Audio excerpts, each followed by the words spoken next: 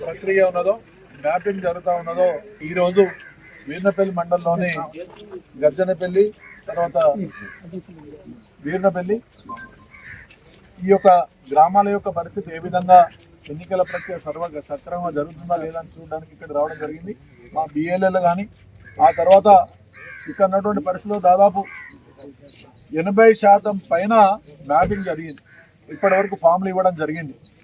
ఇంకా కూడా ప్రతి ప్రజలందరూ కూడా నేను కోరుతా ఉన్నాను, ఓటర్లు ఉన్నటువంటి వారు తప్పనిసరిగా మీరు రెమ్యునేషన్ ఫామ్ ఒకవేళ రాకుంటే తప్పనిసరిగా తీసుకోండి.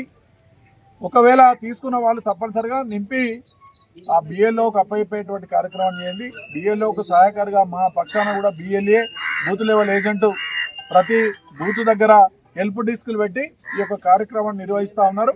ప్రజలందరూ కూడా మరొకసారి విజ్ఞప్తి చేస్తూ ఉన్నాం, మీకు ఏమైనా డౌట్ ఉన్నా కూడా లేకుంటే ఆ నింపే దాంట్లో కానీ లేకుంటే ఓటరు నమోదు కార్యక్రమంలో మీకు ఏం డౌట్ ఉన్నా కూడా మా బిఎల్ఏ ఏజెంట్లు ఉన్నారు, హెల్ప్ డెస్క్లు ఉన్నాయి, అక్కడికి వెళ్ళి మీ యొక్క ఓటర్ను నమోదు చేసుకోవాల్సిందిగా మరీ కోరుతూ ఎవరైనా షిఫ్టెడ్ అయినా కూడా ఆ తర్వాత ఇప్పుడు ప్రభుత్వం ఈ 25 లాస్ట్ నుండి మళ్ళీ ఒక వారం రోజులు పెరిగి ఆగస్టు 3 వరకు ఈ యొక్క నమోదు కార్యక్రమ ప్రక్రియ చేస్తూ ఉన్నారు.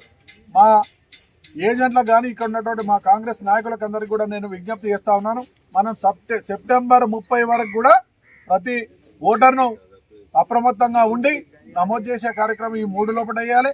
ఆ తర్వాత వెరిఫికేషన్ ఏతుందో పరిశీలన తప్పనిసరిగా ప్రతిరోజు వెరిఫికేషన్ చేస్తూ 30వ తారీఖు వరకు కూడా మనం అప్రమత్తంగా ఉండి ఓటర్లను ఏ ఒక్క ఓటు కూడా నష్టం కాకుండా నమోదు కాకుండా ఉండాల్సినటువంటి అవసరం లేదు. తప్పనిసరిగా ప్రతి ఇంటికి వెళ్ళి అర్హులైనటువంటి అందరినీ కూడా మీరు ఓటర్ నమోదు చేయాల్సినటువంటి అవసరం ఉన్నది.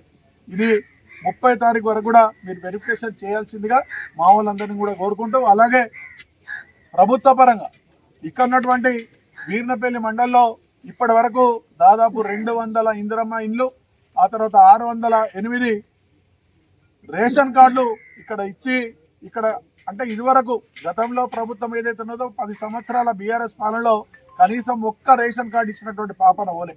కానీ రేవంత్ రెడ్డి గారు ముఖ్యమంత్రిగా బాధ్యతలు చేపట్టిన తర్వాత 33 నెలల క్రితం ఇక్కడ తెలంగాణలో కాంగ్రెస్ పార్టీ ప్రభుత్వం ఏర్పడిన తర్వాత ప్రతి ఒక్కరికి కూడా ఇలా నాకు జాగా ఉన్నది, నేను కంపల్సరీ ఇందిరమ్మ ఇల్లు కట్టుకుంటా అనేటువంటి పరిస్థితిలో ప్రతి ఒక్కరికి కూడా 5 లక్షల రూపాయలు విడతల వారుగా ఇచ్చి ఇందిరమ్మ ఇల్లును కంప్లీట్ చేసేటువంటి కార్యక్రమాన్ని ప్రభుత్వం చేపట్టింది.